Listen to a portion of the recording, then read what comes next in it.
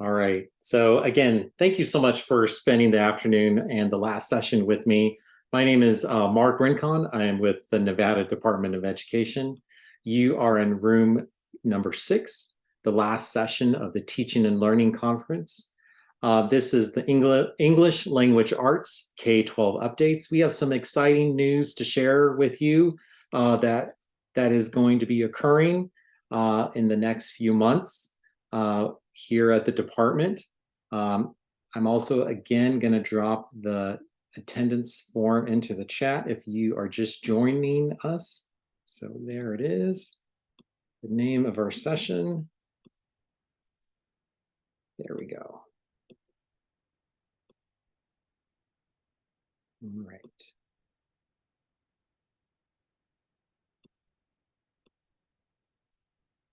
Like I said, my name is Mark Rincon. There is my email address. Feel free to take it, write it down. There's my office phone number as well. My role, I am here to serve educators across the state when it comes to instructional standards and instructional materials pertaining to English language arts. If you also have a question, or if you have a question that you need answered and you feel like you're hitting some roadblocks, feel free to reach out to me. That is my email address. If you need help with licensure, if you need help navigating the professional learning hours, if you need assistance with OPAL, and if you feel like you need just some additional support, feel free to reach out to me. If I don't know the answer, I will be happy to find the person who does know the answer. So again, I'm here as a resource to help you as educators in our state. So, and I'm happy to navigate the system and assist any way that I can. So for this afternoon, we are going to be, and I forgot to hit the recording. No, we're recording. We are going to be talking about some updates. And so for the first update we are going to be talking about is instruction materials for ELA. The next item that we're going to be talking about is we have the NVACs that have been converted into Spanish. We also have an announcement that we are going to start producing an ELA newsletter that will be supporting K-12 educators. We also would like to share with you a tool for smarter balance, tools for teachers.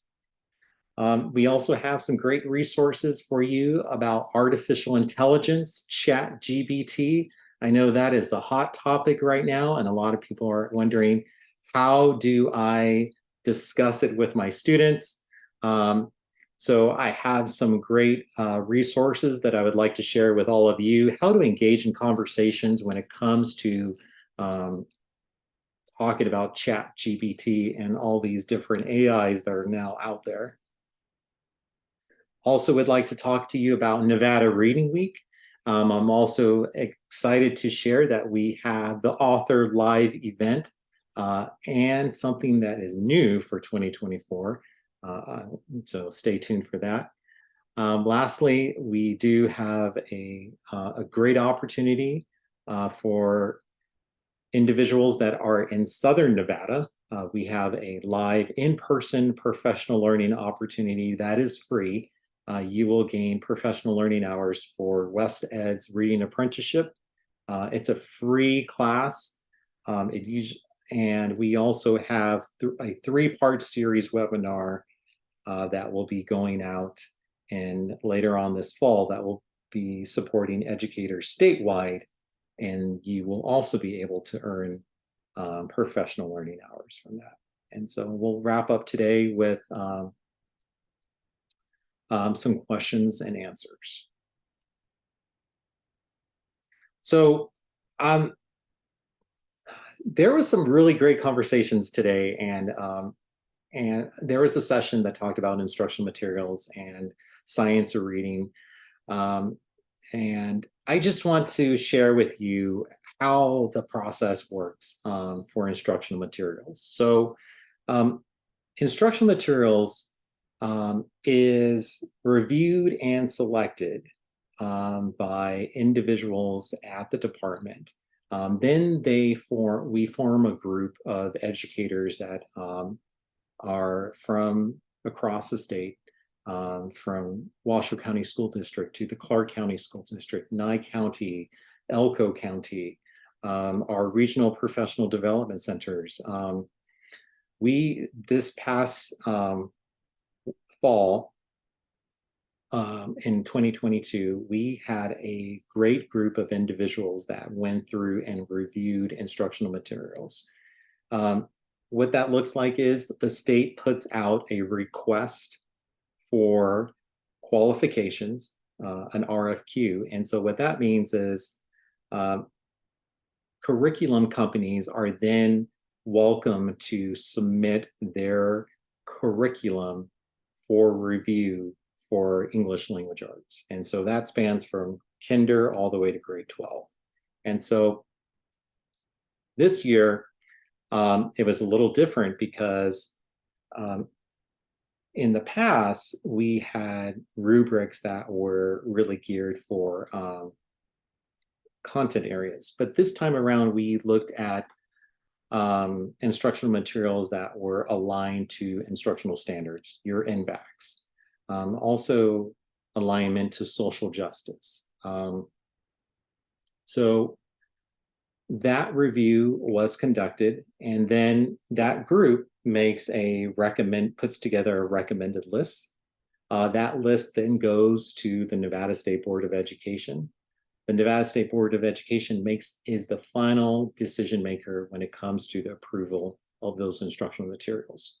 And then it is posted on the Nevada Department of Education's website, and I'll send that link to you.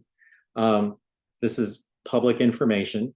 It lists all the approved instruction materials for ELA, and then districts take it upon themselves to do a secondary search for instructional materials. And so districts such across the state will then look at that list and say, okay, these are the approved curriculums. We can then put together our own committees, research, and then make that final decision.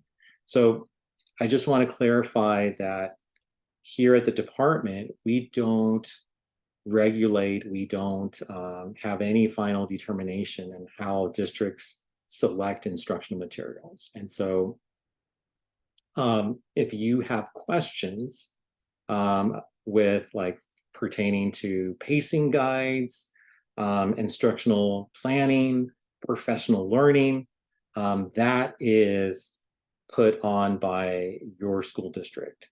And so if you have a curriculum department that puts out professional learning, they might have pacing guides that are available. But this is a great opportunity to learn about how instructional materials work in Nevada and how they're selected. And so you can easily go to just Google and just type in Nevada Department of Education instructional materials, and it will bring you to the website, and it will list all the instructional materials that have been approved for each content area. And so again, it's just interesting. It's public information, and it's there for anyone to review and look at. And so I think it's important as educators to really know the process and know how it works. And so that way you can just know that this process is very transparent and balanced. So the next important information that I want to share with you this afternoon is our NVACs.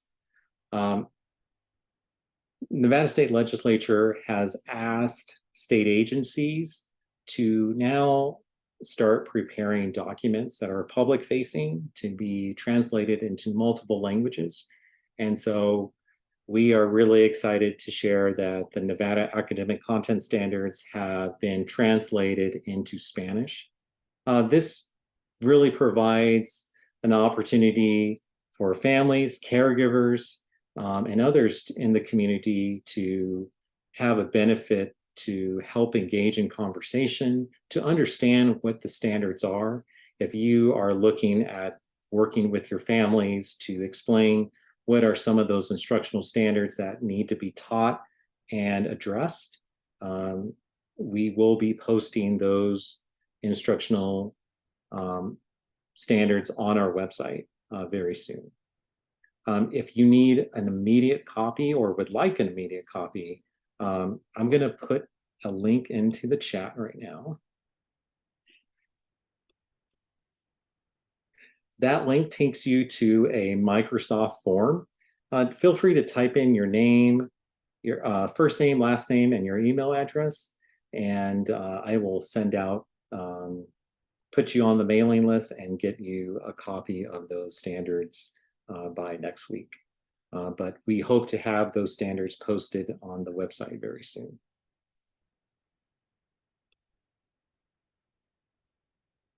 Something that's really exciting and new for that's coming up.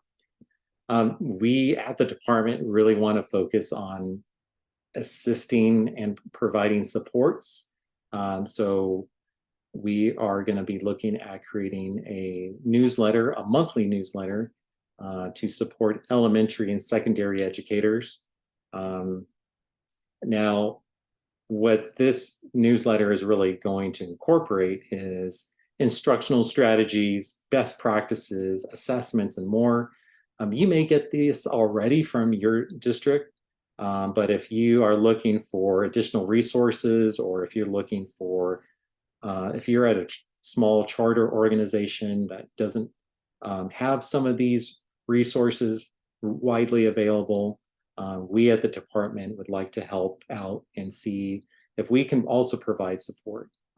So if you are interested in learning more about that newsletter, again, please fill out that Microsoft form with your first name, last name, email address. And once it comes out, you know, if you would like to share, feel free to forward it to any of your colleagues, any other educators that might be interested.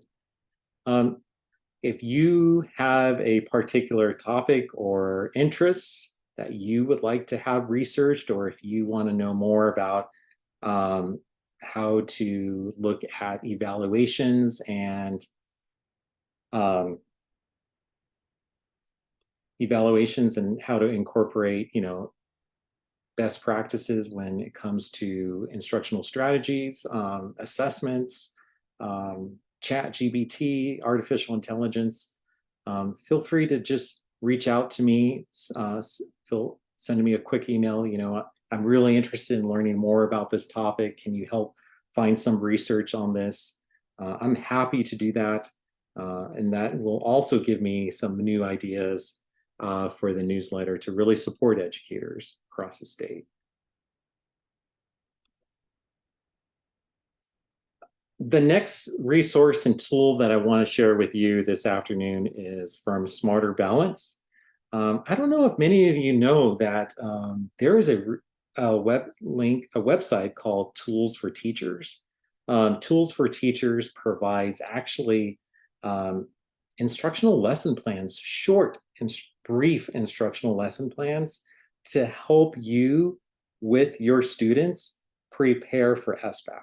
And so they cover really, they give you short lessons, can range from 10 minutes to 30 minutes. So if you are looking for a supplemental lesson that you want to maybe incorporate at the, you know, the beginning of your day, or if you want to look at incorporating a small formative assessment lesson towards the end of the week, on a Friday afternoon.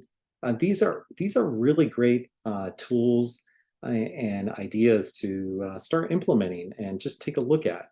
I'm going to drop the link into the chat. Whoops, that's not what I want to do.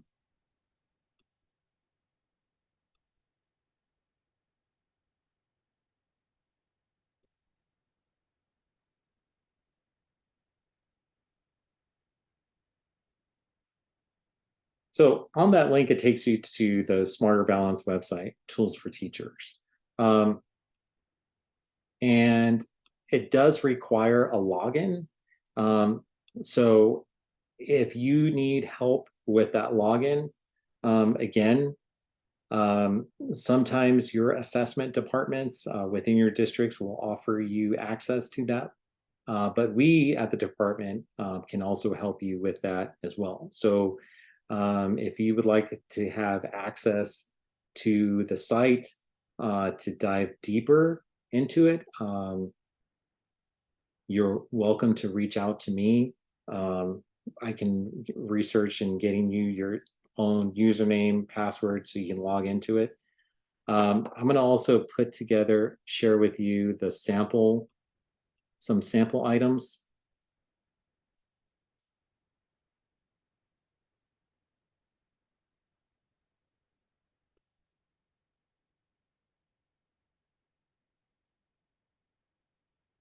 So they have a sample item website, and you can browse through different items.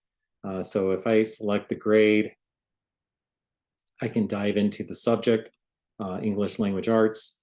I can look at different claims. I'm going to look at writing, and then I can look at target one, look at the standard.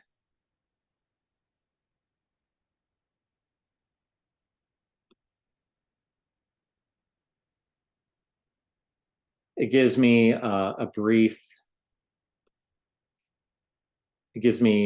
some summary, a brief sample question that students can practice reading. It gives you answers, test questions that you can work with your students to help them look at building up those strategies. Again, these are all resources that are available to you. And if you're interested in learning more about how to gain access for the Tools for Teachers website, I know personally there's a lot on everyone's plate, and there's not enough time in the day to look at all of this. But if you are, wanting to know, just to dive personally into it with your students, please reach out to me, and I will get you access to this site. Again, it's a really great resources. It's a great resource, and it provides some additional supports that you can use with your students.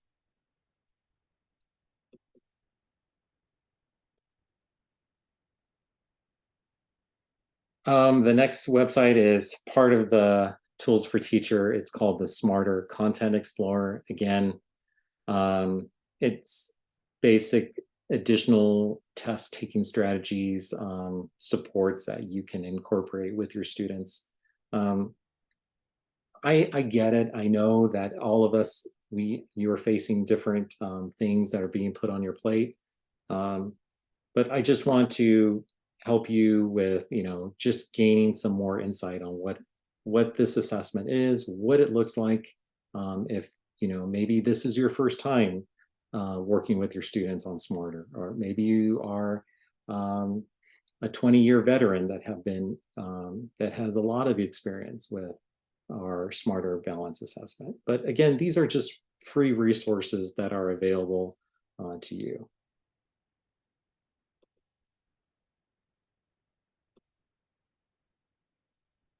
So like I said, these have sample test items, and it walks you through with multiple lessons for math and ELA. So once you do get access to Tools for Teachers, you can really look at the Plan, Do, Study, Act with Smarter Balance tools. There are some when you're thinking about planning, there's that connections playlist. So think of it, those short lessons that I was talking about, a 10-minute lesson, a 30-minute lesson. There's some instructional resources. There are sample items. Uh, there's formative test taking strategies that you can implement with your students to show them. And so just a really fantastic website if you are looking for just something to assist you personally and to help your students. So let's talk about artificial intelligence and um, how to talk with students about ChatGPT and other platforms. And so, as all of you are already into the school year, I've had some questions from educators reach out and inquire more information about artificial intelligence. And so, you know, it's really important now to really think about how do we even address this, and it's really concerning with writing, because as I don't know if you all had a chance to look at it, ChatGPT can now create a 5 paragraph essay. It can help you create a slide deck presentation. It can help you create, you can ask it to do coding on different computer languages. It pulls data from multiple areas. So like a pulling information from big data. Um, there's other platforms other than ChatGPT, such as these that are listed. Google Bard allows users to input a prompt and generate human-like text. Perplexity even provides citations for its sources. You can even ask ChatGPT to give you a reference list for and put it into an APA format. So it's as we continue with artificial intelligence, uh, teachers and students may use it for research, writing. I've had an individual share with me. She has used it for lesson plan creation, um, feedback on papers. I've had some colleagues reach out to me and share that they used it to help grade um, essays and more. You can even ask ChatGPT if you can copy a text and paste it in there and say, "Did you write this?" And it will say either it did or it did not. So um, these are just things to really consider and think about as we are moving forward with this technology. And so here are some really good questions to think about when regarding AI. As we as educators, um, we want to think about these questions. Will you inform your students about what you know concerning AI? Will you demonstrate how AI works for your students? Will you design lessons and assignments that leverage artificial intelligence? Will you establish a policy in your class regarding how students can and cannot use AI? Some of our secondary teachers that are in our room right now, are you looking at, did you create adjustments to your syllabus? Are you thinking about that for next semester?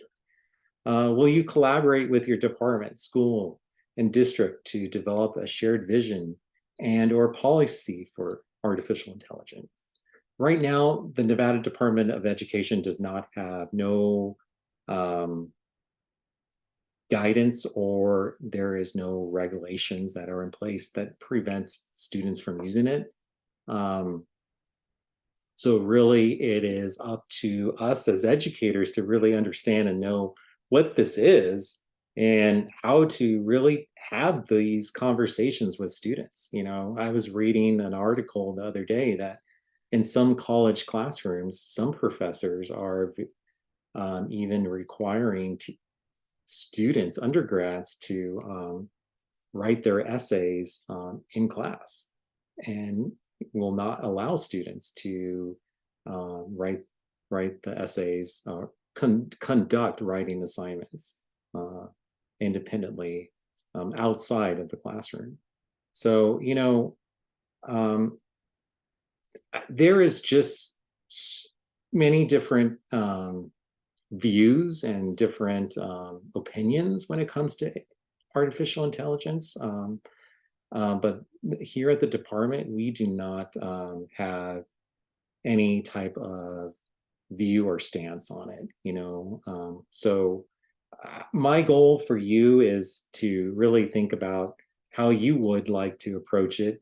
I just came out of a presentation on dyslexia, and one individual in a breakout room gave a really great idea, how AI could be used to help individuals with dyslexia and to help improve their writing skills and enhance their writing abilities. Yes, it can be with proper supports and proper guidance. Yes, it can be.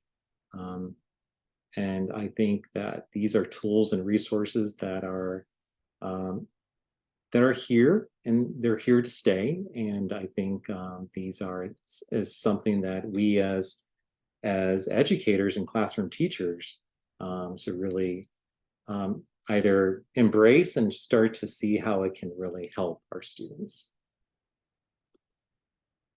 So the U.S. Department of Education Office of Educational Technology put out a report on artificial intelligence and the future of teaching and learning, and it provides some educator guidance.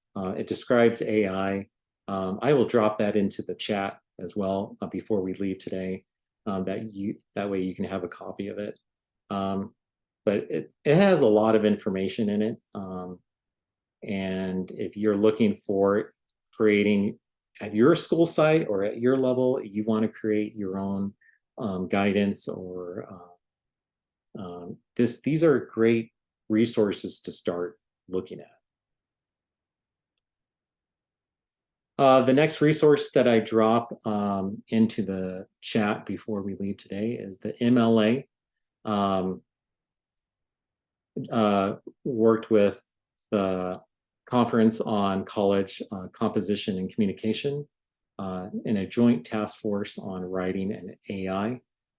They did a collaborative effort to look at what are the impacts and what it's going to make on when it comes to English language arts. It also explores the impact that it has on our students. Some guiding principles. Again, these two documents are, if you were asking for like, where do I start at, looking at creating some guidance, not only for my classroom, maybe my school site, these two documents is where I would start and look and explore. And they also, this report really encouraged the use of AI when it comes to literacy and working with our students. I'm just looking at the chat.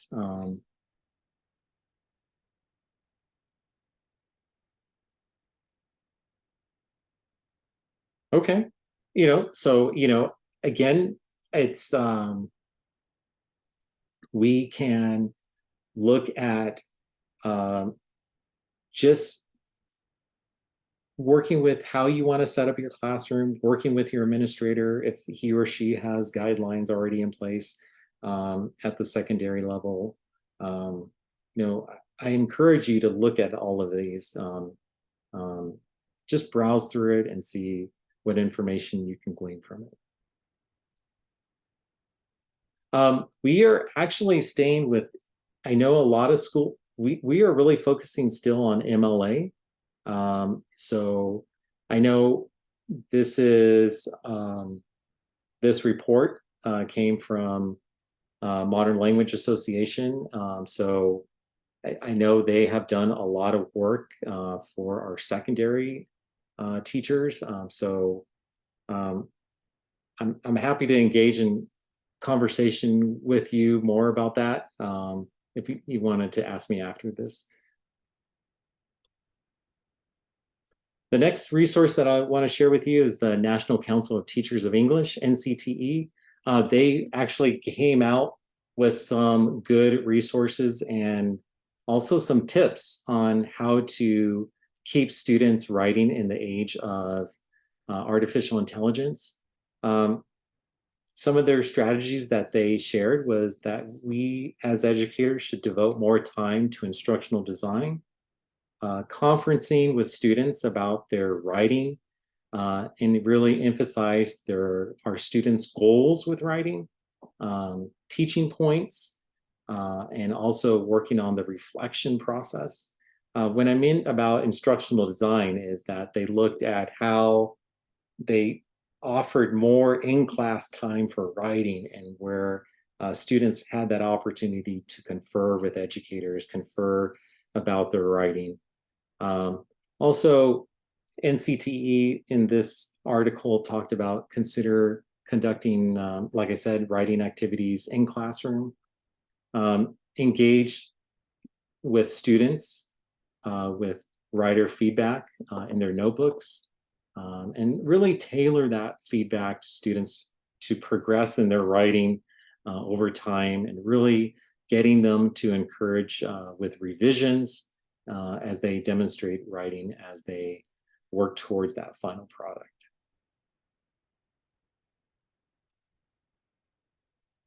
So our next item that I would like to discuss with you is Nevada Reading Week. Nevada Reading Week is coming up in 2024. And this year's theme is Embrace the Magic of Reading. It will be celebrated through March 4th through March 8th. Part of this year is we are bringing back the student art contest. The student art contest is open from grades 3 through grade 12.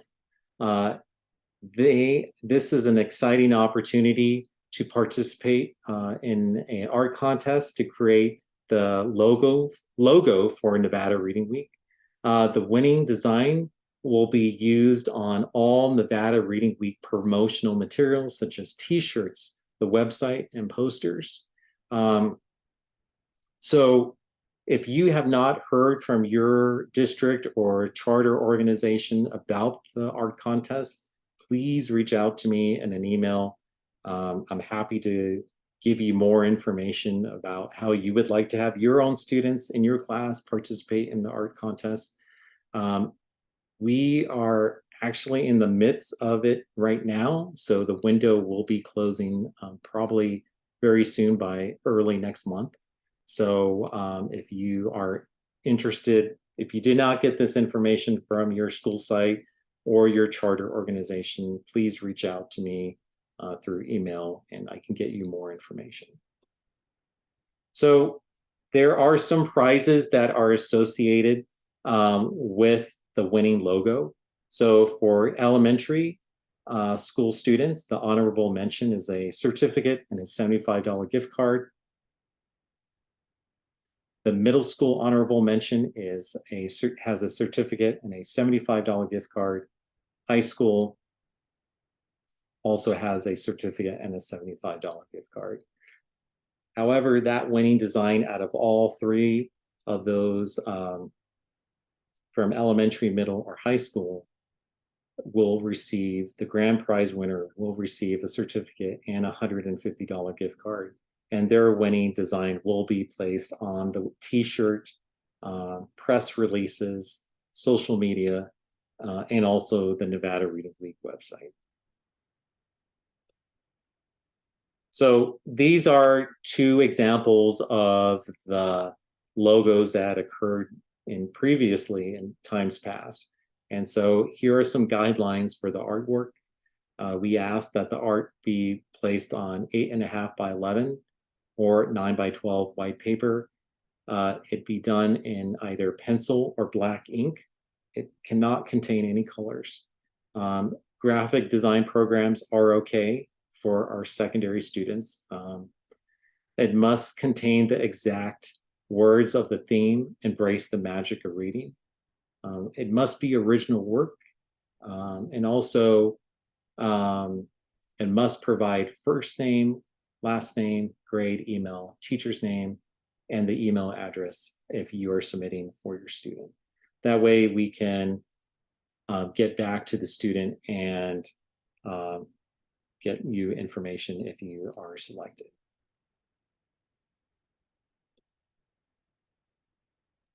So some upcoming events for Nevada Reading Week in 2024.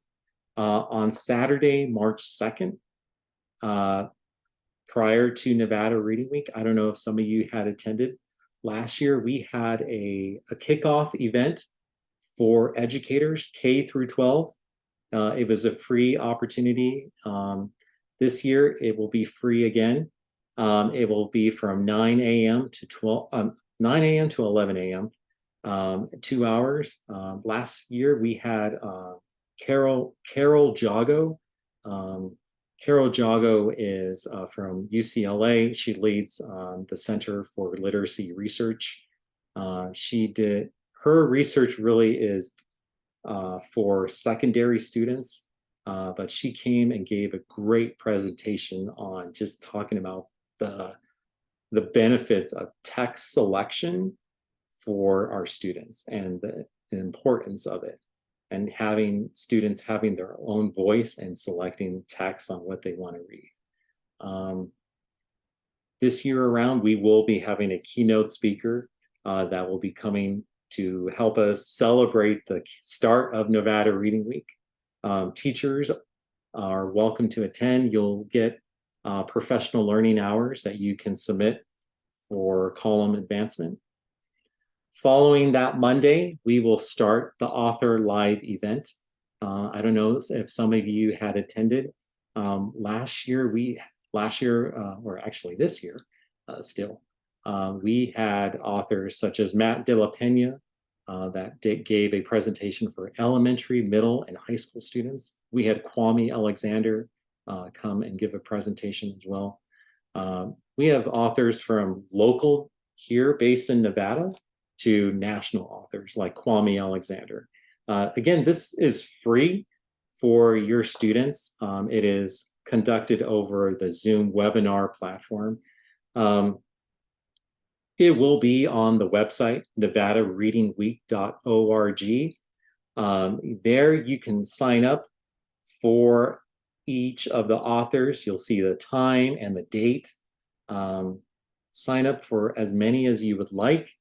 The sessions are 30 minutes long, and we are really hoping to get more of our secondary students to be a part. I know that's really difficult for our high schools with start times, and so we are looking at making adjustments for this year so we can get more secondary high school students to be a part of this. It was really exciting to see, out of all the speakers that we had last year, as we added up the number of classrooms per students, it's close to 28,000 students had participated that whole entire week of visiting authors and just listening to authors. You're wondering, well, what do? They do read alouds. They bring one of their books that they have written, they read it out loud, and then they open it up for questions and answers at the end, like, how did I become an author? How do you engage in reading? How did you handle the rejections from, publishing companies? So it's a really candid conversation that students get to have with authors, and it's really neat. The last really exciting thing I would like to share with you is that on Saturday, April 27th, we will have the Nevada Reading Week Conference. That is actually going to be a live in-person conference where it's open to school librarians and educators. It will be held in Southern Nevada. It's a Saturday. It's from 8 a.m. to 4 p.m. This is a really nice event because this will be completely free. We will provide breakfast, lunch, um, um, handouts. There will be prizes. It's a really nice event to showcase that uh, we at the department really appreciate our librarians, our educators, and everything that you do. And we are bringing in um, national authors and local authors to talk about how to engage students with literacy, how to engage students with, at the library. We're going to have some really great speakers and keynotes. So please stay tuned to the website, nevadareadingweek.org, for more information. Last thing I want to talk about for this afternoon is the Reading Apprenticeship Professional Learning with West Ed and the department. We are going to offer our last cohort for Essentials 1. I know some of you may have participated in the virtual event, virtual course. This time we are going to offer it in person for 3 days. It will start on Saturday, October 14th, and also go through Sunday, October 15th. Start times for the class will be 8:30 a.m. to 3:30 p.m. And then you'll come back on Saturday, December 9th from 8:30 a.m. to 3:30 p.m. I know that's a lot. I know that weekends are really important to us. But this is really great information. It's perfect. West Ed has done a really great job in facilitating reading apprenticeship. And what reading apprenticeship is it's disciplinary literacy strategies and how to provide discourse with your students and engage with your students on discourse. And they've been doing this for 20 years and they really have got it down right. They fly out high quality professional trainers that know reading apprenticeship, disciplinary literacy. This is open to middle and high school educators. You will earn professional learning hours, 19.5 professional learning hours. Again, these can be applied for licensure renewal with the department. And then I know some districts will allow those professional learning hours to be submitted for column advancement. But please double check with your district if you are wanting to participate, how many CUs in CCSD this converts to. Because I know that's changing. So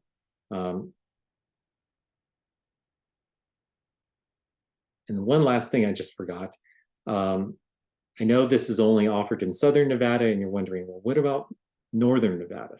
And so in Northern Nevada, we want to offer webinars.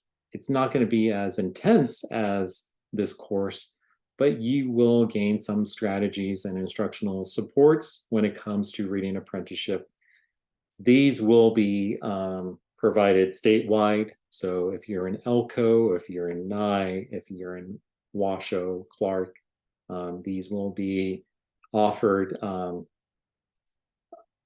virtually. And we are looking at, I know that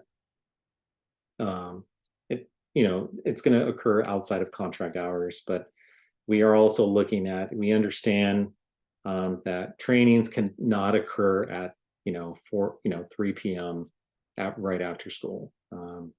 We want to give you more time, so we are looking at exploring opportunities that later into the evening that will give you a chance to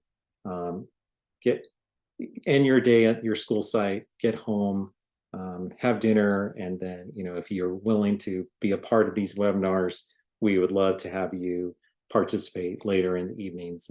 That's where we're really looking to support educators and not really push that webinar to be right right back up to the end of the school day. So again, stay tuned for this.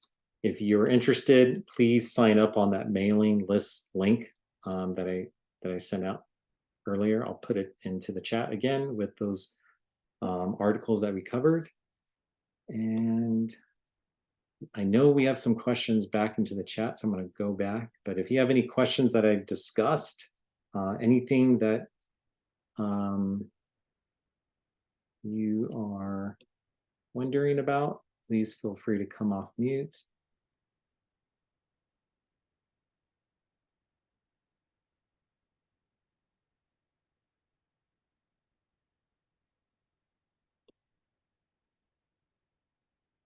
So here at the department, there was a question, I was just looking at it. Is there state guidelines when it comes to MLA or APA? There is no state guidelines when it comes to using these references. Most of the consensus, you are right, is that most high schools are looking at MLA. And however, that does change over when you get into, when you look at NSHE. NSHE is looking at having students reference work in APA. I know that is kind of cumbersome, but that's a good question for me to look at our colleagues at NSHE to see, is there room for discussion on, what does that look like, and what is the percentage of students that go into CSN or TMCC up in Northern Nevada, and how do they adjust to that different formatting? So thank you for that question.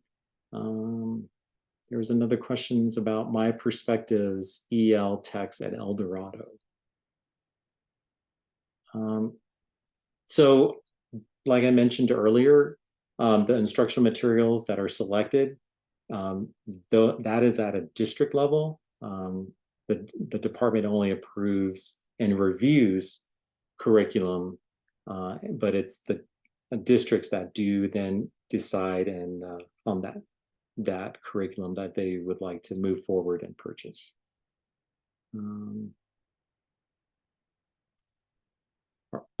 Our kids use the citation machine for APA. Okay.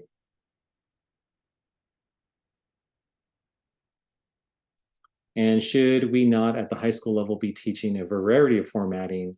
Of course, humanities use MLA, however, research is APA. That's a really good question. And I think my recommendation would be that it should be both, yes. As you are looking at your grade 12, grade 11, grade 12 students, start to get them to explore APA. Al Purdue, as we all have been familiar with it, if we've been in graduate school, writing APA formats. Looked at Al Purdue. It's a great resource to look at. Noodle Tools is another great resource for APA, MLA citations. So just some good information that's out there. I recommend that we should be working with our students on both references. But I know that that's a tough conversation for many individuals. So again, I don't want to say that the department has a stance on that. So I know everyone has like a preference. So but I would encourage it. So I'm going to go ahead and drop all those documents that I promised into the chat. I'm going to stop sharing.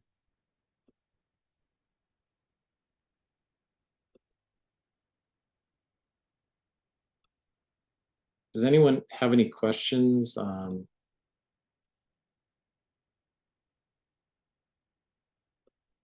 Anything that they like to discuss? I'm gonna drop all that stuff right now. We have about 5 minutes left. I know you all had different choices when it came to selecting a session. I hope this session was helpful. I hope it got you some information about how instructional materials are selected, and talk about Nevada Reading Week.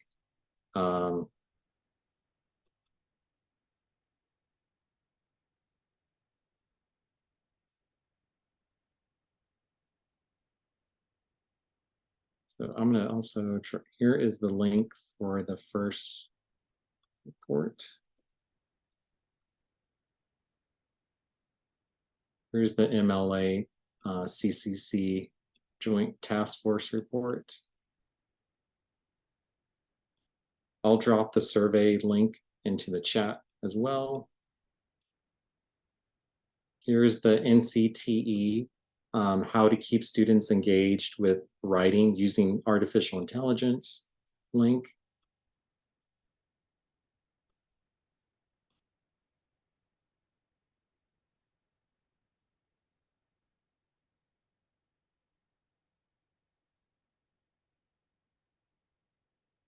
I'm going to drop this. If you are interested in need assistance with tools for teachers, please reach out to me. Here is my email address.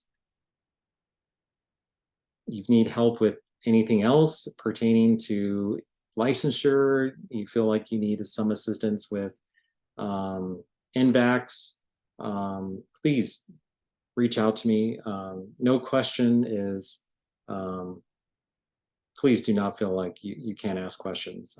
I'm here to provide support. And let me get you that last link for the reading apprenticeship.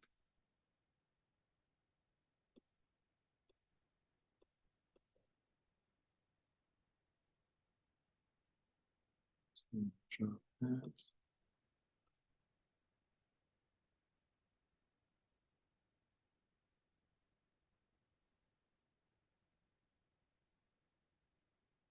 So I put the PDF flyer to the reading apprenticeship right there. It's a PDF.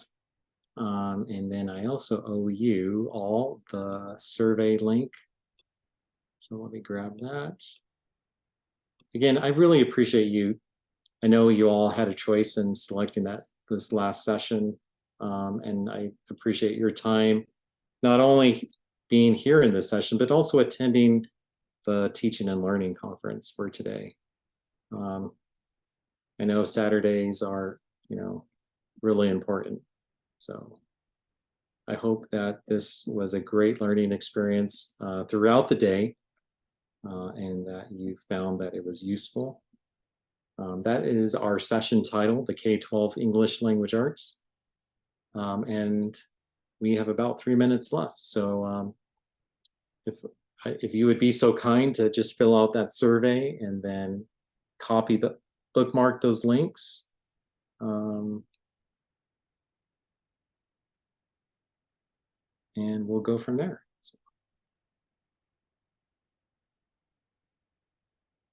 Oh, perfect. I will drop the attendance as well.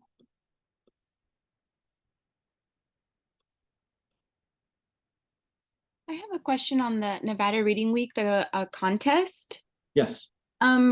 Did you say the date? There's a date by their due date, sorry. And yes, where do they send them to? Where do we send the artwork?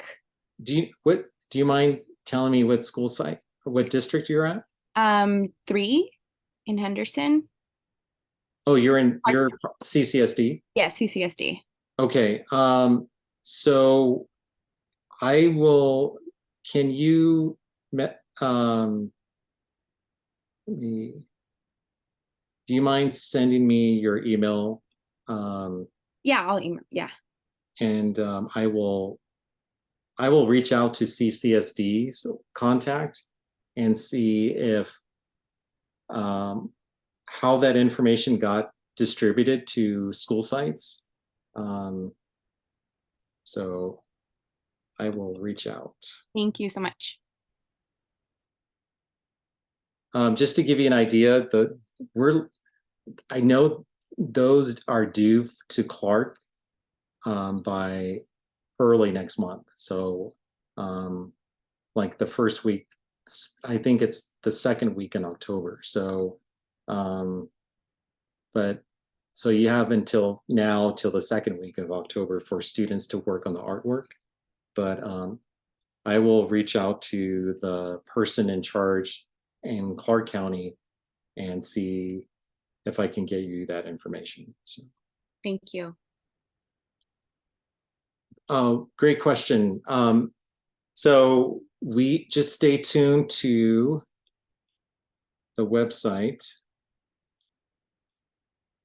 And I know it doesn't have a lot on the website right now, but bookmark nevadareadingweek.org. It will be updated as we are moving forward with registration, the author live event, and also that kickoff event prior to that weekend prior to Nevada Reading Week.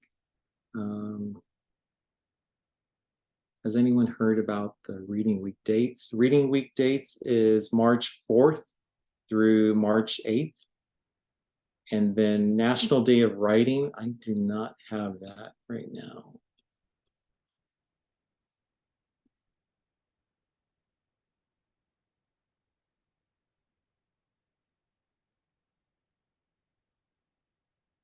So looks like NCTE is calling National Day of Writing on October 20th.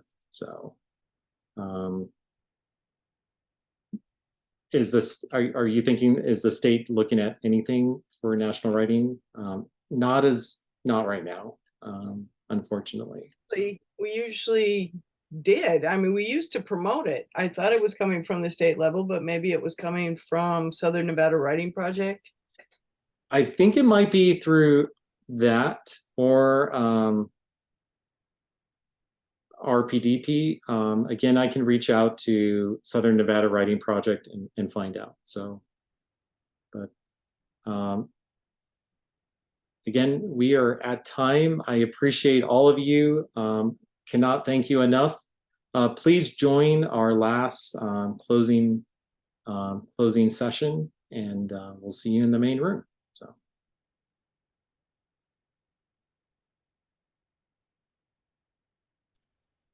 I didn't see the feedback survey one.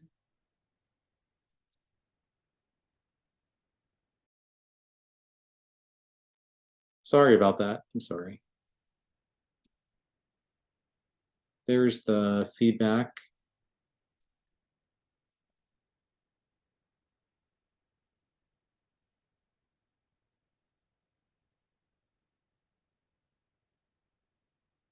And our session titles English Language Arts, K-12. All